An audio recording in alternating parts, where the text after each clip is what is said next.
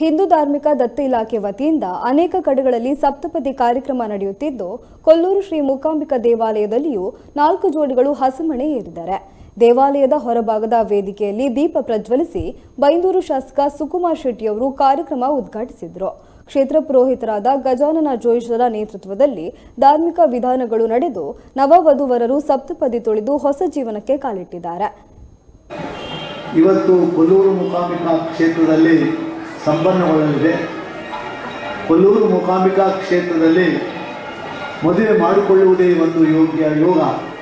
ಈ ಯೋಗ ಕರ್ನಾಟಕ ರಾಜ್ಯದ ದಕ್ಷಿಣ ಭಾರತದ ಯಾವ ದೇವಸ್ಥಾನದಲ್ಲಿ ಇಂಥ ಯೋಗ ಇಲ್ಲ ಅಂತ ಹೇಳಲಿಕ್ಕೆ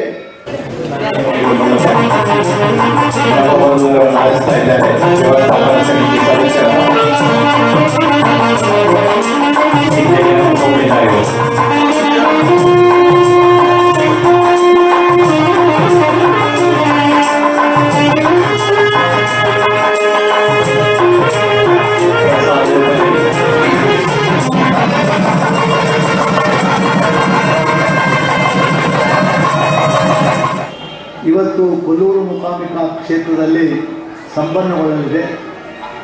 ಕೊಲ್ಲೂರು ಮೂಕಾಂಬಿಕಾ ಕ್ಷೇತ್ರದಲ್ಲಿ ಮದುವೆ ಮಾಡಿಕೊಳ್ಳುವುದೇ ಒಂದು ಯೋಗ.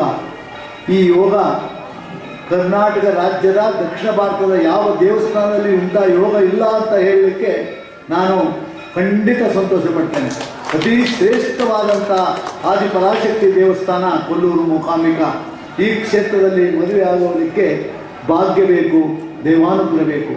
ಈ ಕಾರ್ಯಕ್ರಮದಲ್ಲಿ ಮದುವೆಯ ಉತ್ಸವಕ್ಕೆ ಆಗಮಿಸಿರುವ ಈಗಾಗಲೇ 3 ಜೋಡಿ ಬಂದಿದ್ದಾರೆ, ಇನ್ನೊಂದು ಜೋಡಿ ಬರುವವರಿದ್ದಾರೆ.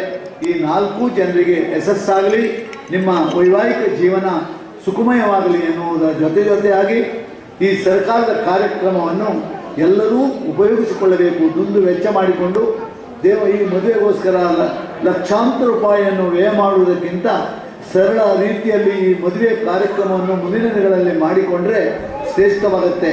ಭಾಳ ಹಿಂದಿನಿಂದಲೂ ದೇವಸ್ಥಾನಗಳಲ್ಲೇ ಮದುವೆಯನ್ನು ಮಾಡಿಕೊಳ್ತಾ ಇದ್ದೆವು. ಕ್ರಮೇಣ ವ್ಯವಸ್ಥೆ ದೊಡ್ಡದಾದ ಹಾಗೆ ದುಂದು ವೆಚ್ಚದ ವ್ಯವಸ್ಥೆಯಲ್ಲಿ ನಾಮೇಲು ಎನ್ನುವಂಥ ರೀತಿಯಲ್ಲಿ ಹಣವನ್ನು ಸುಮ್ಮನೆ ಖರ್ಚು ಮಾಡಿ ದುಂದು ವೆಚ್ಚ ಮಾಡುವಂಥ